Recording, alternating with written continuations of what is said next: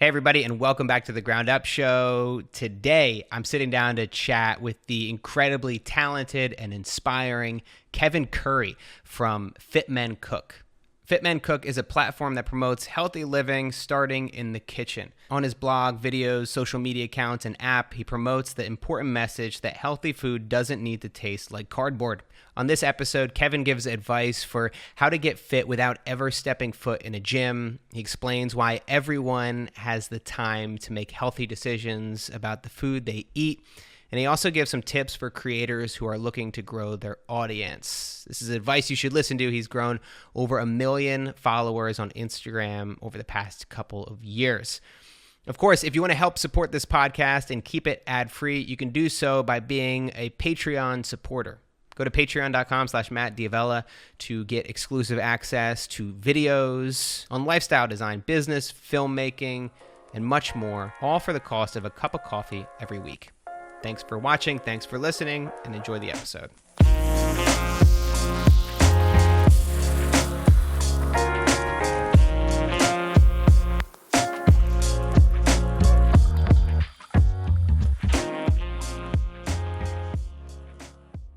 It's kind of interesting because the entire minimalist movement, the simple living movement, really started around 2010, maybe a little bit earlier. Yeah. And I want to say that in that same time, there was kind of this massive growth in health and wellness and lifestyle design. All this stuff is just becoming very much talked about, both on social media and just in mainstream media as well.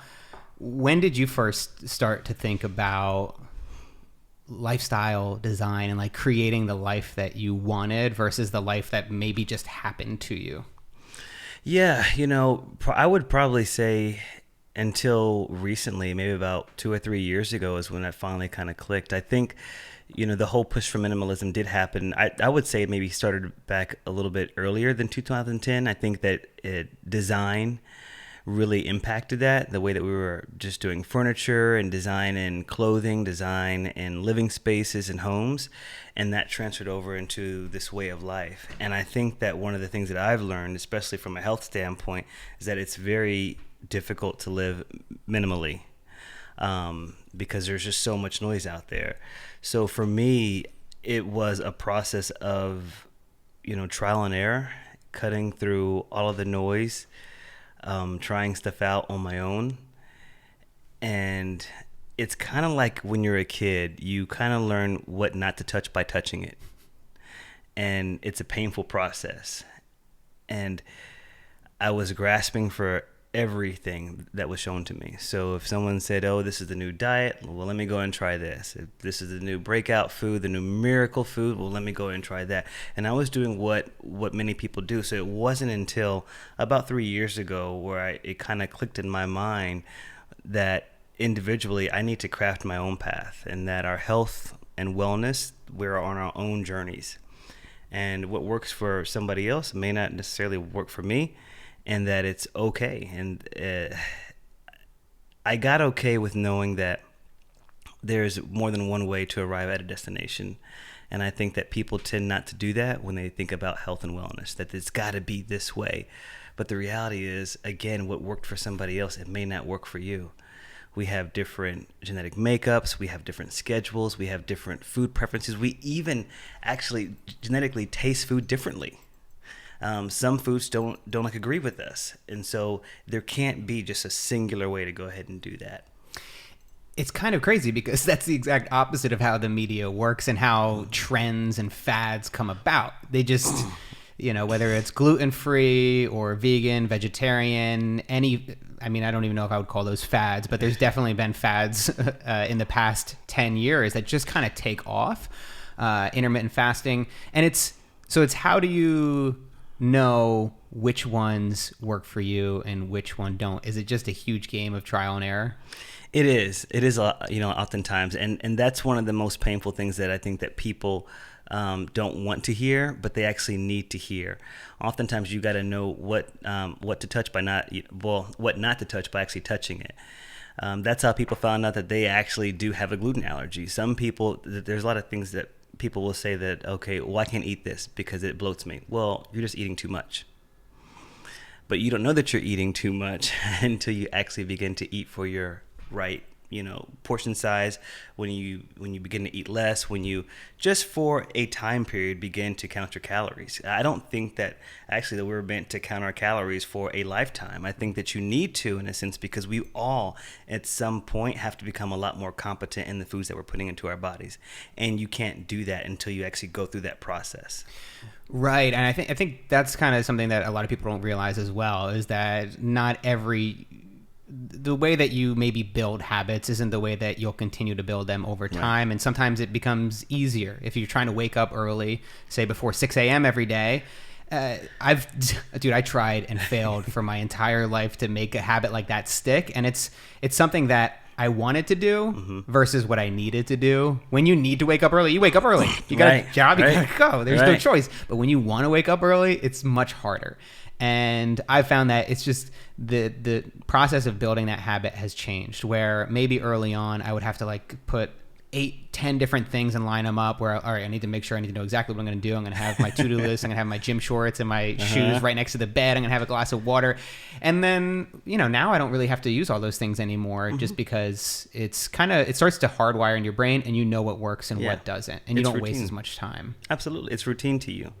It becomes comfortable. It becomes a part of your lifestyle. It becomes normal to you. And I think that's what it really just goes back to that, what actually fits your lifestyle. And I think that's what minimal living also is. It's not, trying to craft your lifestyle around a certain thing. It's when you are most comfortable, at that state, build around that.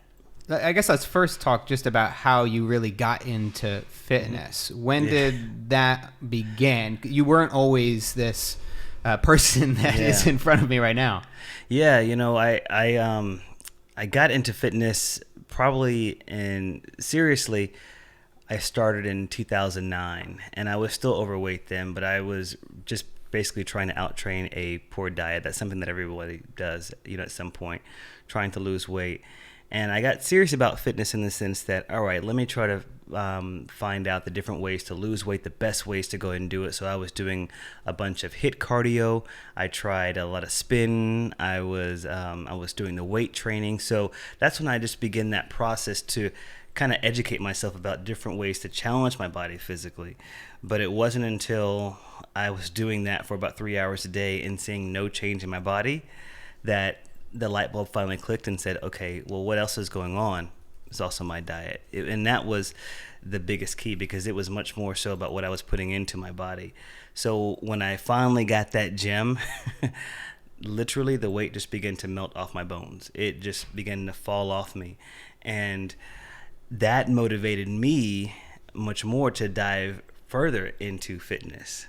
And so I was thinking okay, if I can get my diet right, and I can see myself losing weight, all right, well, what do I need to do now in order to feel more energized at the gym? What do I do now so I can be much stronger and be more explosive at the gym and other things that I'm doing? So it was around that time frame, that took me about 2 years to learn. So at 2012, I was just coasting it, and I knew what I had to go and do. So I was even doing things like, all right, well, let me try to bulk up now. And I've never done it before because I've always been trying to lose weight, and I was fearful. I was so fearful about going back to that person that I was before. But I no longer had that fear because I knew the algorithm for my body.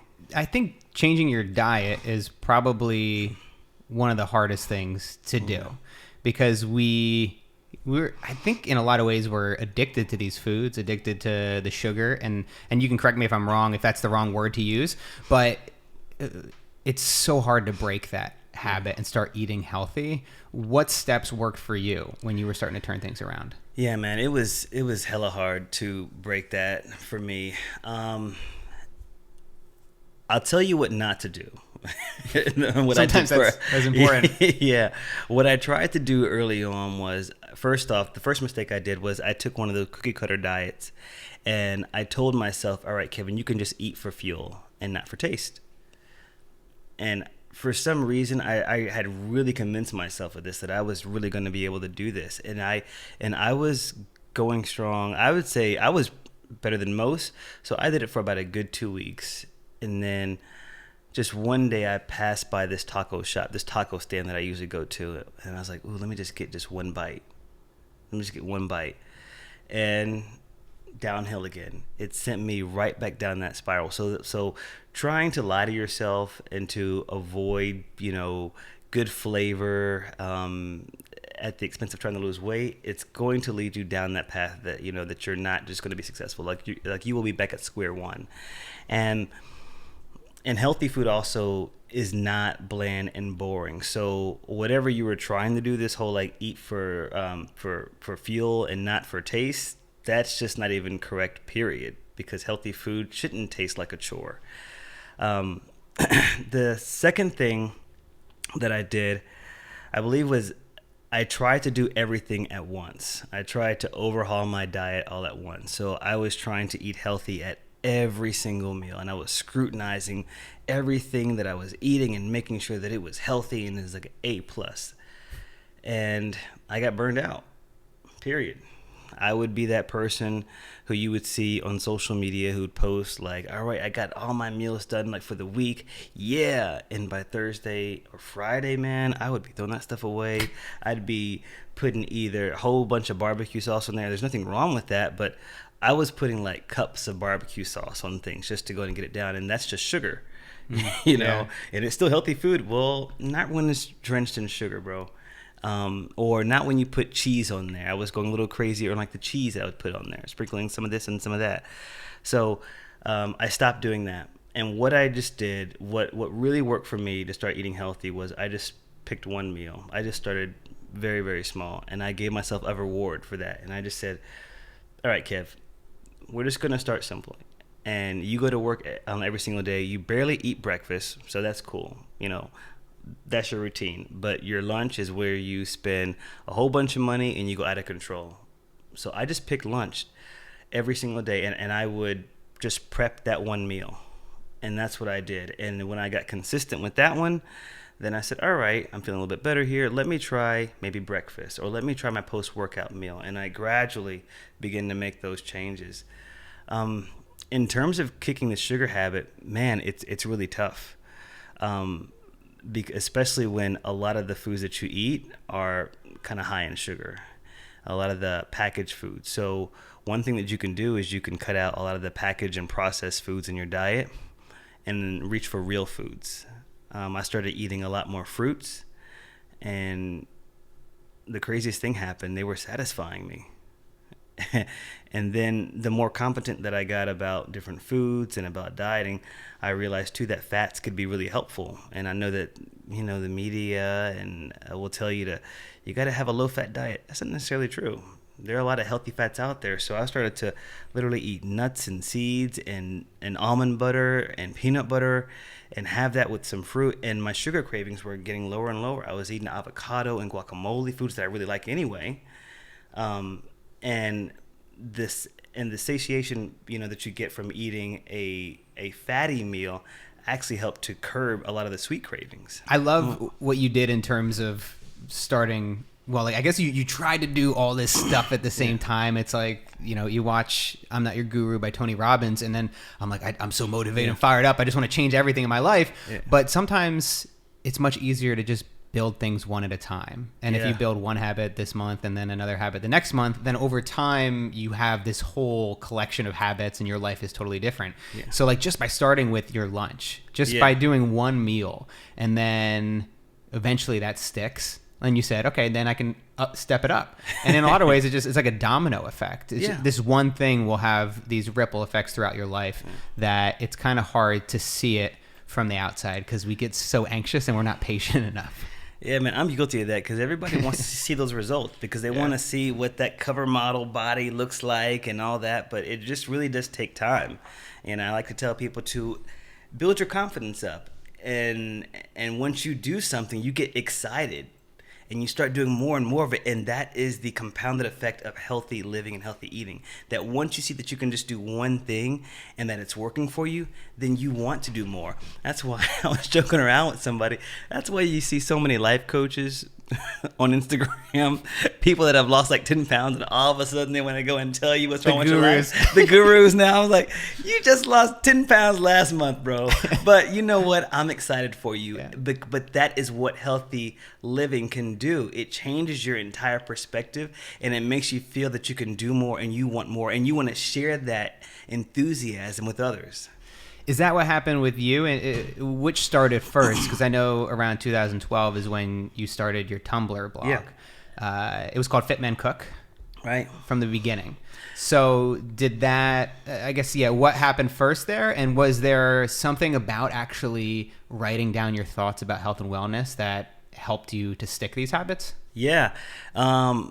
It didn't start out like that per se. It became that. Mm-hmm. It started out as a way to not have to pay for personal training. Wait, it's just like there's in LA, if you have if you're an actor, you can go to the gym at a discount. Oh, for real? They have that? Yeah. Oh, everyone's an actor then. Yeah, they asked me like, "Are you on IMDb?" And I'm like, nah, not as an actor. But like, if you are, you can get 50% off. I'm like, this is crazy. Are you serious? Yeah, seriously. I did not know that. Yeah. So I should have used that today when I went to the gym. Yep. Okay. I'm on IMDb. Yeah, I've been there. So what's Okay, so no, it was a way because some guy from Instagram was going to charge me, it was close to maybe $1,000 a month just for a 4-week program. So I'm thinking, no, Kevin, you can't keep spending all this money because this is going to be like your 4th trainer and you still look the exact same. So I decided to start reading about nutrition, start blogging about it. And the idea was to crowdsource my diet. I was going to post every single meal that I was eating. So people that were out there would say, hey, that looks good, man, but maybe you should try this or eat less of this and more of that, et cetera, et cetera. So it was a way for me to get energy from the crowd. And also I was accountable. I was sharing my body and my workouts, and I was being, vulnerable in a way. So putting myself out there was a way to say, all right, Kevin, you got to stick to this now. Because if people see this blog, then they're going to know that, oh, I thought you're trying to lose weight and you're eating this. Yeah, I love it. It's like a humble approach, though, too, because a lot of people, when they're starting to put stuff out online, they're so afraid of the criticism and what people will say. You were kind of like, come at me. Like yeah. You guys are going to help me if you tell me what's wrong with my diet. That's right, man. I was trying to game the system in a way. And what I realized is there are more people out there just like me, just like you, who you really are into, that you want to eat better, but you don't want something that's bland and boring. And that's how it became, what it is today. It just started, people just began to follow me and ask me questions, and I would share. And then the more that they shared back with me, the more enthusiasm, again, that I got, and the more that I wanted to share and keep on sharing. And then it just kind of, there was that tipping point. And the tipping point was every day I was, and I'd been doing this for months already. I would go for a jog in the morning time, and I would come back home and I would make this banana split. And the banana split was just a banana with some Greek yogurt, some granola, some berries, and this was all measured out, and about like a teaspoon of cacao nibs. And one day I posted it on Tumblr, posted it to my Instagram, and the picture went viral. And I was like, oh my God, this is the best thing ever. I'm like, really? I've already been doing this, but okay. And it went viral, and people just began to follow me. And by November 30th, I had about 10,000 followers. And when that photo went viral, by January, I had 100,000. And it just began just to grow and grow and grow. What advice would you give to creators that are trying to, like you did, break through the noise? Is there a secret formula, or is it just keep going? Just keep, keep it up. The consistency is everything. Yeah, man, you hit it. Consistency is everything. And I do kind of feel it's more challenging now, I would say, just starting out if you're trying to grow like a really large following. Because it's saturated. When I was doing it back in 2012, there were some people out there that were doing it, but it wasn't as saturated as it is now. And just like with everything else, when people see that something is really popular, then it becomes a business. And so people have even companies are just flooding all this information and all this noise to you. So the best thing that a creator can do right now to rise above that noise is, first off, you got to be consistent. Second of all, have a point of view about something. And here's my rant. Here's my rant about some of the social media people out there today, and I hope this comes off the right way. It's fine to have a point of view, but you shouldn't have to, crap on somebody else just to make your point. Mm-hmm. It doesn't, and it sounds good, and you may get a lot of likes. You may get people saying, "Yeah, that's true. Yeah, that's good. That's good. That's good." But that doesn't really translate into anything else. It doesn't really translate into influence. So if you really want to separate yourself from everybody else, just be different and be consistent. Focus on the quality of the content and what you're putting out there. And the people that I've seen who break through are people that aren't afraid. To your point, you can't be afraid to put yourself out there and to be criticized. So if you have a viewpoint, stand firmly in your viewpoint. And don't waver. Also, I see a lot of trainers who try to break through in fitness, or they want to break through in fitness, but they don't. But they do safe things. Mm-hmm. And what I mean by safe is, I'm going to show you how to do the correct form of squat. Perfect. I love that type of content. But sometimes you got to push the needle just a little bit further. And I'm not saying that you should be squatting on top of a skateboard or doing a backflip and then squat and then a bench press just for some likes on a video. But you've got to push the needle. Just be a lot more thoughtful. That video is out there. So if your squat video, if you want to do a squat video, then it should be like the best darn squat video. There's got to be something different about it. And I think that some people are like, well, I'm not growing. I put out quality content all the time. Well, you do. So continue to do that, but also think about what your compelling proposition is for people that want to follow you even more. Integrity is really important. And it's something that once you lose it, it's very hard to get back.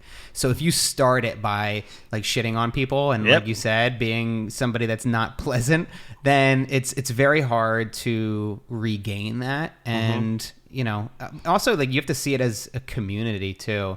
And I'm sure that you've seen this as well, is that the more you get into it, the more you create, the more you're collaborating, and you just meet these other people who are going through the very same things that you are. And no matter whether it's the Gary Vee who has millions and millions of followers, or it's somebody that's got 10,000 followers, I think we should just really be trying to treat everybody with respect and trying to learn from each other. Spot on. Wholeheartedly agree to that. Has there been, in terms of like collaborating with other people, is that something that's helped you as you've developed as a creator yourself? Yeah, it has, but not it, and that's much more so like recently. I didn't do as many collabs. First off, because I've been tucked away in Texas, in Dallas, and so there aren't that many creators out there. And so when I got the chance to do it, I think that it's always been super helpful. Also, and this is just the way that this is my own like creative flow, and it's something that I've done even throughout high school and college doing group projects. But I like to have my own ideas per se for something, and I want to be able to put it together without the influence of other people. That's the way that I've always written my papers, my projects, anything that I've turned in. It's not always the case. And that's not always the best thing to do here with like podcasting or blogging. But I think that it is helpful because it helps me to know like what I want. Like when you can see something in your mind and go and do it. So, but in terms of collaborating, I think it's a brilliant idea to go ahead and do that. Make sure that your content can stand alone and that you can stand alone, that you have that type of brand personality that people can identify separate from the collab. But it's absolutely a worthwhile thing to do. I think Seth Godin said that too. It's that you want to be able to be the presence that people go to see. So people listen to your podcast for you. They read your blog for you, not the people who are contributing to your blog and helping to write it. So it's and that's, I mean, it's something that's hard early on to really grasp, because a lot of times when you're trying to collaborate, you're just trying to get favors from people. Right. You're like, could you please, like, you know, come on my show or whatever, and then because it's going to help the host more than it will help the guest. And like, I think that's just one of those parts too, where it's just eventually that scale tips, and that's one way to get heard in the beginning. But it's definitely, I think you hit it when you just said that you have to just focus on your personality and what you can bring to the table, even if it doesn't feel like you can bring something different. You just gotta try. Yeah, man. Sometimes you gotta fake it till you make it. Yeah. We've all been. I fake it sometimes. I'm like, I don't know. I'm gonna figure this out right now, live. Back to the health and wellness. Yeah. A lot of people will say, I don't have enough time. Right. I don't have enough time to eat healthy. I don't have enough time to go to the gym, personal trainer, whatever. What would you say to that? You don't. And you'll never have enough time for anything, to be quite honest. I didn't have enough time, but I had to make time. But you have enough time to do things that you actually want to do. And the reality is, we've got to stop looking at your health and wellness as like the icing on the cake or like the cherry on top. Your health and wellness is actually the batter. You can't do what you do well or at the highest level if you are not physically, mentally, holistically well. So you've got to look at your health and wellness much more so as an investment into your future. And that means if you want to even start up your own business, if you're trying to get married, if you want to do something physically, of course, but health and wellness extends to every aspect of our lives. And so it's foolish and shameful to say that you don't have time for it. And there are people out there that have these crazy hectic schedules. Agree with you, and I've seen that, and I've been there before. So what your challenge is to find the incremental ways that you could actually incorporate health and wellness into your life. First off, we always have time to make a better health decision whenever it comes to what we're putting into our bodies. We all have time for that. And let me just give you some of the best news ever. You can lose all the weight that you want if you just eat right. You don't even have to go to the gym. You don't even have to. My dad is 66, 67 years old, and he had a whole bunch of health issues, extremely overweight. He was about 250, maybe 260. No, he was 250. And he had so much inflammation in his body. He had bursitis. He had 6 hip operations, a couple shoulder surgeries as well. So his mobility is super limited, and he was still just eating and gaining a whole bunch of weight. And I said, okay, part of the reason why you are feeling inflamed inside your body is your diet is really bad. So I normally would not say this to other people, but I said, I think that you should actually go vegan to reduce the inflammation. And he was at a point in his life to say, okay, I'm going to listen to you. He did that. He lost 50 pounds just by eating better. And he's not eating rabbit food. He's eating wholesome, nutritious, very filling, substantive food, but he's nourishing his body in a way. So he wasn't fatigued. He wasn't tired. He wasn't walking around feeling hungry. He was full, but the weight began to fall off of him. And I like to share his story because he can't physically get up and walk around the neighborhood. It's just not there. And it proves the point that it's about 80% diet and 20% working out. So even for the person who doesn't have any time in the world to get to a gym, I'm going to tell you, you don't have to go to the gym, but you do have time to eat right. We all have time for that. Incrementally, find ways to be much more active. You can walk around the neighborhood. I've done the stairs before. I take a jump rope with me because I used to do consulting and I started to gain a whole bunch of weight. I was doing that, and I would take a jump rope with me to do things like that. So you can find the incremental ways that you can add a little bit more activity to your life, but everyone always has time to eat better. When you're traveling and say like your routine is a little bit broken when you're not at home, do things tend to fall off a little bit for you, or are you pretty strict with maintaining the similar choices? And I'm also curious because early on it sounded like you were just weighing every gram of protein that came into your body. Has that changed a little bit? Like do you like indulge and go out and eat or drink or kind of let loose and let that stuff go a bit? Yeah. My entire lifestyle actually, even at home, reflects what I do when I travel. Of course, when I travel, I don't have the comfort of my own home, so I can't go and cook for myself because I prefer to cook. First off, it's just much cheaper. Secondly, I know what I'm putting into my body, and I can establish somewhat of a routine there. But the reality is, the way that I live my life at home is the way that I live my life as I travel. I just make better choices. And I do indulge every once in a while. I just don't do it every single day. And when I want to get strict and I want to lose a couple pounds, or when I want to tone up and go and do that, I know the algorithm for my body, so I can become a lot more strict and disciplined with my workouts and with my eating habits. But I have adopted a much more intuitive approach to eating, which is probably the most minimal thing that you can do, because it doesn't focus on what a particular type of diet. It doesn't focus on what you shouldn't be eating. It's all about being in tune with your body and listening to your body. So it's about saying, this food did not agree with me. Don't eat that again. Or, hey, Kevin, you're full, so stop eating. Drink some water. Okay, I'm not hungry anymore. So this is like the Matrix level where you start seeing the code. You're it is. But we all have that capability, and it's the way that we should be living our lives. Yeah, we should live our lives very, very freely, just to eat the things that we want, that you can actually eat medically, genetically, that are good for you, and enjoying the different types of cuisines without the added anxiety and stress of having to feel the need to weigh every gram of protein.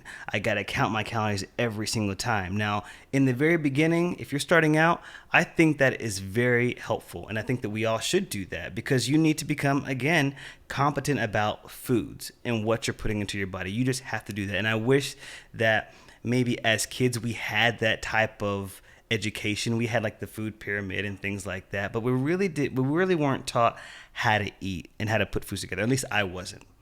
So everybody at some point needs to go through that process. And after you see the way your body reacts to you counting calories and being measured, then you know what? Go and do what you want to do. Now you have that information so that you can begin to make informed decisions. It's about, again, listening to your body. As a child, parents would say, clean that plate. And you'd be full. You better clean that plate. So we're taught at a young age to stop listening to our bodies and listen to the person telling us. We're told to listen and look at that plate. And looking at a plate of food is a judge of whether or not we are hungry or not. My parents wouldn't let me leave the dining room table until my food was cleared, and I never ate it. It was just be like an hour, 2 hours of me just looking at this cold food, and it was like green beans out of like frozen green beans. I was like, I honestly didn't know produce came fresh. I thought everything was canned or frozen. My mom's gonna kill me. She's not gonna like this. She listens to the podcast regularly. Hey, mama. But no, I think it's funny because this is the advice that people really don't want to hear, because I think people love rules, and they love steps, and I think, like you said, it can help you get started, and it can give you at least some points to get into it. But at the end of the day, we're so individual and so unique that it's impossible to say, here, take this advice and then go run with it. Like implement this diet into your life, because it depends where you're at right now. It depends how your body processes these foods. I got a funny story about that, actually.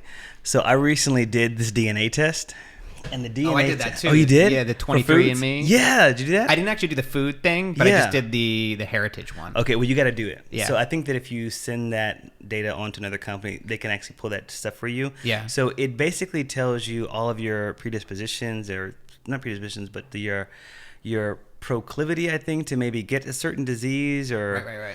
And your preferences. So like you're like 10% more likely to get Alzheimer's or something like that, or or like heart disease, It also talks about your food preferences. As a child, my parents would make me. I was that kid at the table crying, like tears in my face, saying, "Don't make me eat the Brussels sprouts. I hate them. I hate them. I hate them." Like literally, I was saying that. Boy, if you don't eat that stuff right now, that and like lima beans. So I took this test recently. And the test said you have a really strong bitter taste sensitivity. And they said you probably hate foods like Brussels sprouts. No. And I died. I went right back to that moment as a child. And I called my dad and I was like, see, y'all were torturing me as a child. So to your point, we are all different. Yeah. You know, and the way that we taste and experience food is different. So it's not helpful for us to tell people you got to try this diet. I'm only going to tell you to try it just to see if you actually like it and you can adapt it to your lifestyle. But we are so unique in individually. So it's helpful for us to it's a much better approach just to eat what works for you. Eat what agrees with your body. If you don't like kale, then stop eating kale. There are tons of other greens out there that you can go and choose from. I don't like rice. Well, then don't eat rice, bro. There is quinoa, there's fado, there's bulgur, there's a whole bunch of stuff that's out there. So we've got to break this idea that you can only eat certain things in order to be healthy.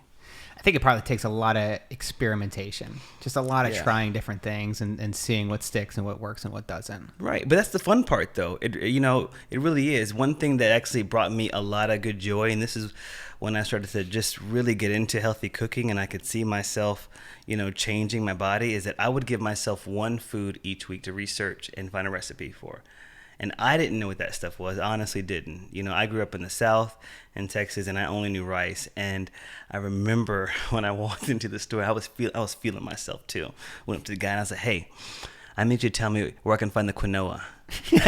And he says, "I think you mean quinoa." And I was like, "No, it's quinoa." Ass. And then you're gonna start a movement. You should change it. And it then sounds I better. finally saw it. It sounds better. Yeah, It's quinoa. That's the way it's spelled. And then finally someone next to me told me, I was like, "Ooh, he was right." Yeah. But it was that type of enthusiasm again, just that trial and error of introducing like brand new foods and seeing how I could adapt it to me and my preferences, even to my culture. I even made a dirty quinoa, like a dirty rice dish, but it was dirty quinoa instead. And so I got a lot of just enjoyment out of trying new foods. So that's actually the good fun part of this journey. Well, I love how open you are too, just about how little you knew early on, because a lot of times we see the person as they are today. You see The Rock as he is today, and then you just completely forget that they had all these steps, that they weren't always that person, that it took a lot of time and energy and work to get to that point to where they are. Oh, absolutely. Did you, in terms of building what you have now, I know you got a book that just came out. I imagine it takes a lot of sacrifice to make all those things work. Yeah, it did. That book was a labor of love, but I've wanted to write a book for so long, but I'm glad that I wrote it down at this point. I technically wrote it about 2 years ago. It's coming out now, but I had so many test cases. Like, actually, the Fit Men Cook community really helped to write this book, because now using all of their messages and their emails and seeing the way that they responded to certain recipes and their questions about meal prep, about healthy eating, I was able to really capture in this book, giving people a roadmap to healthy eating, because I didn't want someone to feel the way that I did, like standing in the grocery store, walking around the aisles, like, is he gonna steal something? He gonna buy something? Like, I was that guy. I didn't know what to do. And in this book, I basically kind of like, hey, let me take your hand and walk you through how to get started, and then here are some recipes to try too. I mean, that's the hardest part, right? Yeah, because you don't know like where to begin, and that's why I try to tell people even today, it's like, just start small. And I think that we discount that because we want the instant results and we want to look like that magazine model or that fitness person, that like celebrity. But you've got to start somewhere, and when you start small, I guarantee you that you're going to feel so good about yourself. It's going to energize you for the road ahead, as opposed to doing everything at once, getting burned out, and quitting. And that's what the path that I think it's the path that inevitably all of us will take. I think it's probably good to know that you're going to fail, but maybe not this time. Right. Because all it takes is one time for it to work. That's right. If you just take it one day at a time. Yeah. If you just take it slow, and I think maybe map out a course, that's probably the way to go, because inevitably life's going to get in the way. And you just need to be prepared for when you have those bumpy roads and when you have times where you're traveling or you're going home. You know, it's going to be a little bit harder to get your quinoa. Right. I was trying to figure. I forgot how you even pronounce quinoa? it. I was going to say quinoa, and it was going to be a great callback. But then I forgot how you try that out. I forgot how you quinoa. I forgot how you pronounced it. In terms of like those experiments that you've done, I know one of them specifically is the meal prep. You've talked quite a bit about it, and I know that you, like you said, had some failed trials in that as well. Is that something you do now? Is it something you recommend for people? Because it's appealing. It looks amazing on an Instagram photo. Okay. I've tried it before, and it just, for me, it was kind of too bland. And maybe that's just me, like just doing the approach wrong. Yeah. But I find that meal prep, it looks amazing. It's harder for me to execute in practice. Right. Well, what you're actually looking at is on my Instagram and the photos that do very well, you're looking like a week's worth of food. And in my approach, like what I said before, just do one. If you bring your lunch to work, that's meal prep. It's not 7 days a week. You know, it could just be 3 days. So just start doing that one thing very well and build your confidence up. That's what I'm trying to say.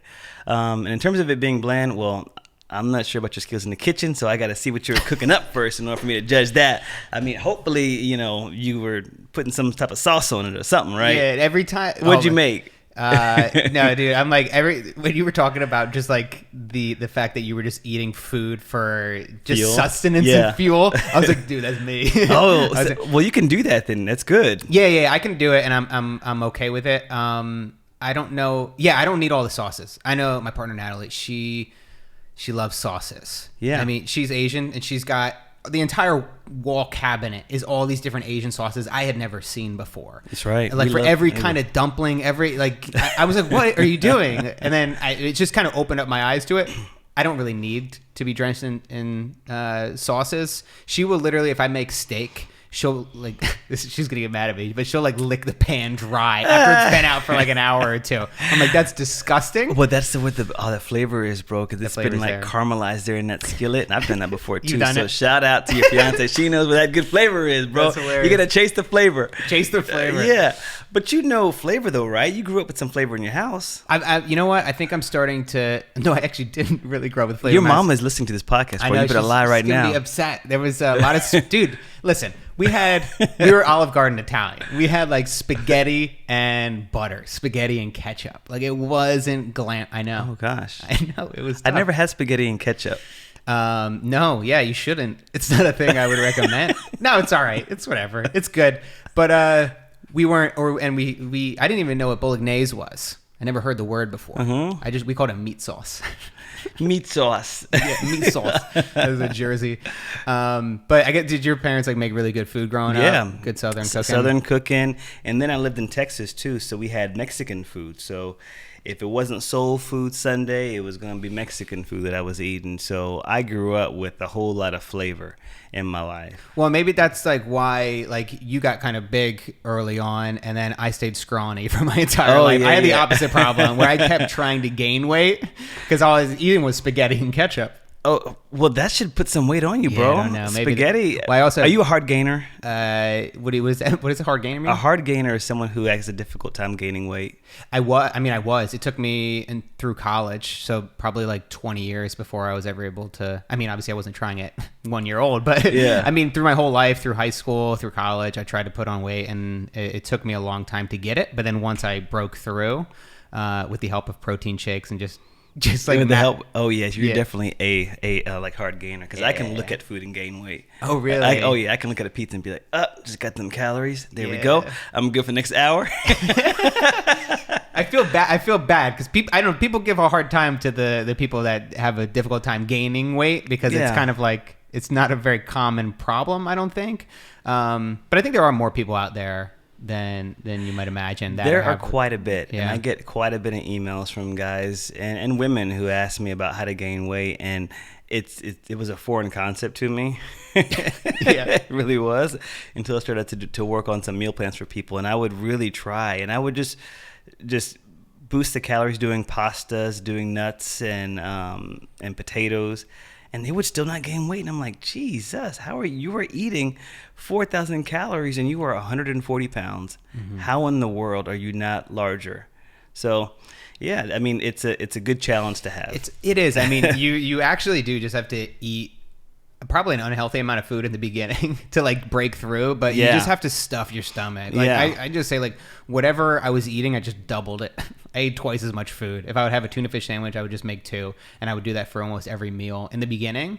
And it is interesting because I think you do kind of, in the same way we're talking about building habits. Yeah. You kind of break through to a certain point, and maybe your stomach gets a little bit larger. You kind of it becomes easier, and it's more of a maintenance. Yeah. You know, you're maintaining versus trying to drive to a certain place. Yeah. Yeah. I did 30 days vegan. Okay. Because I had Rich Roll on the podcast. Okay. And I was like, all right, let me try to do this 30-day vegan thing. Mm-hmm. I didn't really like it. It's not for me. And that's your story, bro. And that's and there's nothing wrong with that too. You know, people think that just because I told my parents to go vegan and they did and were successful that I'm gonna go vegan, and absolutely not. I don't think it's for me. I imagine you get a lot of people saying, "When are you gonna go vegan? You gonna go vegan?" No, dear you don't God, get anybody. no. Maybe that's just People always ask in the me comments. That. People always ask me that, and the answer is no. I don't think that I need to be. I have become a lot more plant dominant, meaning I prioritize plants over animal products. Because I think that's actually helpful, and I've seen a difference in how I feel and how I perform eating a lot more plants. And vegan is not just salads. It's grains. It's like legumes. It's nuts and seeds. It's oils. It's all those different things, right? Now I've seen a lot of overweight vegans. Because their foods oftentimes are really calorie dense, like super calorie dense, because they're trying to recreate a lot of flavors that you get from meat and the textures too.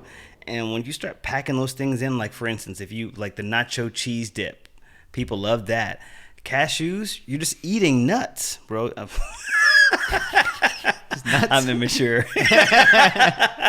You're just eating a whole bunch of nuts, right? But that's high in calories. It's super high in calories. So, yeah, just because you're vegan, bro, doesn't mean that you're going to be super slim. Just saying. That's great.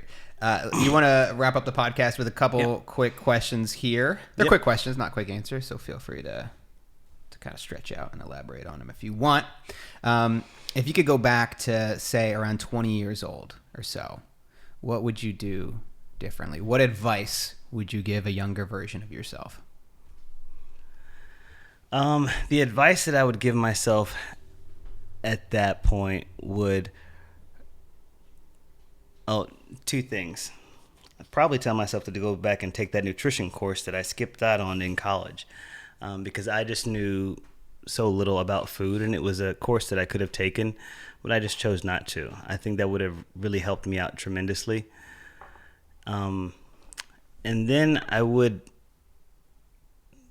probably tell myself to do that, to start that process to become educated about foods. And I only say that because after I graduated is when I went into consulting and I started all that traveling and gained a whole bunch of weight, and I was miserable.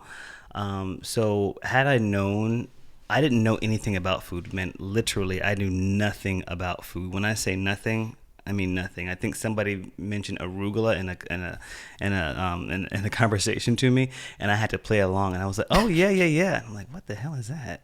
I had no idea. So I would have liked to have known just a little bit more about food and to experiment some. And the second thing, that I would have done is probably would have, like, I'm not really sure how to even do this, but at a young age, build up my emotional EQ. Is that what it's called? Your EQ? IQ? Emotional IQ? Mm-hmm. Or okay, it's called the EQ, but it's your emotional intelligence. Got it. Getting much more in tune with my feelings and how to express them in a much better way, because I think that I used a lot of times food and alcohol to like anesthetize pain, to deal with some of my emotions. That's what a lot of people do. Well, let me go and eat this pint of ice cream. Let me go and eat these cookies. And I would do that consistently. I didn't know how to deal with those emotions as a young person growing up. So I'd work on my mental health too. That's really interesting. It really is an emotional relationship, isn't it? It's mostly mental. Yeah, absolutely. One thing that I'm on a big kick right now is mental wellness. And it's something that I've haven't shared too much of, just because it's been so personal to me. And to be quite honest, man, I just didn't think I had the strength enough to go ahead and do that, to put myself out there and to really talk about it. But it's a place where I feel like it's been lacking, because it's such a fundamental part of our wellness that not talking about it does a huge disservice. Oftentimes, the things that we do, what we eat, what we put into our bodies, how we feel about ourselves goes back to the different thoughts that are in our head. The different lies that maybe like we've been told, or we were telling ourselves, or when things happen, how we deal with emotions. So I definitely want to encourage people to become mentally well. And part of that process is talking about and articulating some of the things that you're feeling. It doesn't make you weak, actually, to talk about these type of things. I've learned that too. Actually makes you super strong. Actually makes you a much more creative person, I feel like, too, because then you're able to take all of that bottled up energy and put it into something productive. Some of the best work has come out of people who have later on said, I struggle with like mental health and mental wellness issues. Michael Phelps. Mm-hmm. He's one of the greatest Olympians, greatest athletes ever, and now he's opening up and talking about like a lot of his battles. And wow, how can you accomplish all that? And I just imagine, I'm speaking for him, right, in a sense, but I just imagine that part of his wellness routine was swimming, and being able to express himself in that way, the energy that he just couldn't put like elsewhere. So I think it's important. Yeah, and a lot of people think that the struggles stop when you have a certain amount of success, when you get to a certain place. If you have a certain amount of followers or income or revenue, whatever it is, you think, okay, that's it. Then their life is going to be made. But really, a lot of times, it just leads to bigger problems. Yeah. And maybe even the mental health issues get amplified because of all that stuff. Because you're like, I mean, how many celebrities does it take to attempt it or commit suicide? And it's every time you hear about it, you're like, holy shit. And it's a reminder and a wake-up call that you think they have everything, but it doesn't take all the stuff, all that external stuff to be happy. You can do that right from the beginning. Absolutely. What's the simplest advice that's the most important to follow? Can I give two pieces? Yeah. First one is start small. Second one is do you. Start small. Don't try to do everything at once. I'll say it until the day I die. Don't try to go out and make an Instagram photo and prepping all this food or just doing anything. We try to get to the end goal too fast. Start small. There is a lot of benefit in doing that. You gain momentum that way. You can encourage yourself that way. You notice mistakes that way, and you build a really strong foundation. So start small with whatever you do. And then the second thing is do you. In this social media age, it's so easy to look to the person to the left and right of us and see what they're doing, see what they're eating, and try to hop on board with them. But you're different, and you're running your own race. So I like to tell people to stay on their own damn plate. Don't worry about what I'm eating. You worry about you and your plate and what's working for you and your diet. So I guess in a lot of ways, what you're kind of, how do you see the content that you produce? Is it mostly like suggestions? Like maybe try this, maybe bring this into your life. Like you can't do, I mean, you put out a lot of stuff. You put out a lot of amazing videos and a lot of amazing content. And it'd be very hard to make all that stuff. I think impossible to make all that stuff in anybody's life. Right. So is that it? Are these suggestions? Absolutely. I try not to be too prescriptive, and what I'm doing even now, I always go back to what I was doing before, so I can remind myself of how I started. But this is just a continuation of my own health and wellness journey. My cooking's changed. My techniques have changed, but it's still my journey. Hey guys, try this recipe. It was great. I liked it. You may like it too. If you want to try it, here's the recipe. Here are the macros. Instead of, you gotta try this recipe because this is how you get these abs. Mm-hmm. When you promise things like that, it puts a different spin on it. And I told myself, because I was this guy, man, when I was like overweight, I was doing everything, like literally everything. I was going into the supplement shop, to the vitamin shop type of store, and my bill there every month was about $300 a month. Because I was buying every single fat burner, pre-workout, protein, vitamin supplement, pro-hormone thing, you name it, I had it. If I pissed in a cup, it'd probably eat through the cup. Because I didn't know better. And so and I was trying to look like the person that was on the bottle, on the thing. And there's people were saying, "Oh, you got to take this, man. You got to take this, blah, blah, blah." And I was taking everything and putting that all like into my body. So I told myself, if I ever got the opportunity, I would not use my platform that way. I would not try to go and promise people instant results or instant things. You got to do this to get that, because it's actually false. We're all different, and what works for me, it may not work for you, but I want you to try it out so you can find out, again, going back to what I said, what not to touch if it's not for you. That's amazing that you're doing that, just because there's so many people in the health and wellness industry who try to push, and I see it on YouTube all the time, false promises and clickbait titles just to rope somebody in. And to me, a lot of times it's you need this, like all caps, trying to sell a camera, trying to boost their affiliate links. And you don't have to do that. You don't have to go down that route. You don't have to make people feel like they're missing out on something, or like if they don't make this one change in their life, then they're going to be a complete failure. So I appreciate what you're doing. It's really, really awesome. Just a couple more questions. Yep.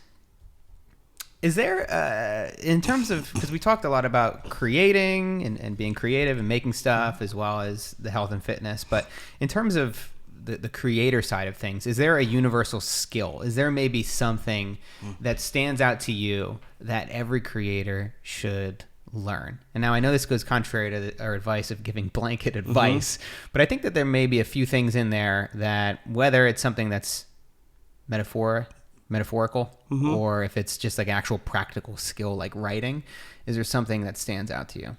Yeah, I've seen, it's not necessarily a skill, but it's a trait, I'd say. Curiosity. I think that to be a good creator, you need to be curious about things. You need to always be asking, like, what if, or how could this be true? Could I do this? Could I do that?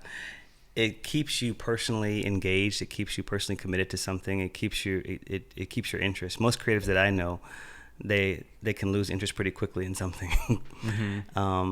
And I think it's the curiosity about life and the various aspects of it that really just kind of draws us in.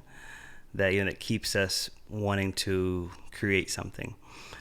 Now, saying that, there is a fine line to that, because I'm not asking you to go onto Instagram and, again, start squatting on top of skateboards and doing backflips and everything else to go and do that. And that's cool if that's what you want to go and do. You can do it safely. Yeah, you can do it safely, because there are some people who actually can do that safely, and they should be able to go and do that. So I'm not saying that you've got to be that curious that you're trying to, do something, but it's for me, what that curiosity looks like was, man, I just was out and I had the most amazing pizza, like, ever. It was the best Mediterranean pizza I've ever had in my entire life. It was unhealthy as I don't know what. It was about 4,000 calories. The curiosity in me says, you know what? How can I create the same flavor, but at 60% less calories? And how could I put that? How could I also make this pretty accessible to the world by not blowing up the budget for it? So it's those types of things, those types of questions that kind of get me going, and they get me excited about what I do, because I make a whole lot of stuff that people don't see that just doesn't work out. And I was like, I can't share this, at all. But that curiosity still drives me. I have a recipe right now that's actually failing in my freezer because I forgot to throw it out before I came to LA. But it drives us. Yeah, and I think that's a fear too, is that you just maybe will run out of ideas. But if you constantly stay curious and you're pushing yourself, there's a 1,000 different ways, 1,000,000 different ways to tell the same story. So you put your own unique spin on it, and sometimes that's what makes the difference. Yeah. So I'm sure you faced a lot of doubt in your days, both as a creator and as somebody trying to get fit. How do you approach doubt these days, and how have you managed to work through it? Yeah, I had so much doubt. I still have doubt today. I struggle with that all the time. And I think that doubt is a really good thing, because it keeps you on your toes. Also as a reminder that you're alive and that you're human, to be quite honest. If you're not feeling doubtful, then I'd say that maybe you should be a little bit worried, just because you want to be kept on your toes, because you want to be on the next cutting edge of something, or like whatever you're doing, like in your craft. The best way to deal with doubt, oftentimes, in my case, is just to do it afraid. And that's not the easiest advice to take, but it's the best advice I can give to somebody. That my pastor once said, sometimes you've got to trust and tremble at the same time. And I like the way he said that, because oftentimes, like, we've been taught you got to be fearless and go in there and do that. And we see the movies of, these big warriors. But I like what he said. Then I look at the movie 300. It's one of my favorite movies. Like, I just love everything about it. And them going into battle and knowing that, we are probably going to die. And still there was that one person that was kind of afraid there. And they're like, hey, we're going to do this anyway. So sometimes you have to stand up to life. And that's how you deal with it. Now that's more like the fear doubt thing. When you have doubt with something else that you're maybe doing, I think it's good just to kind of figure out where that's coming from.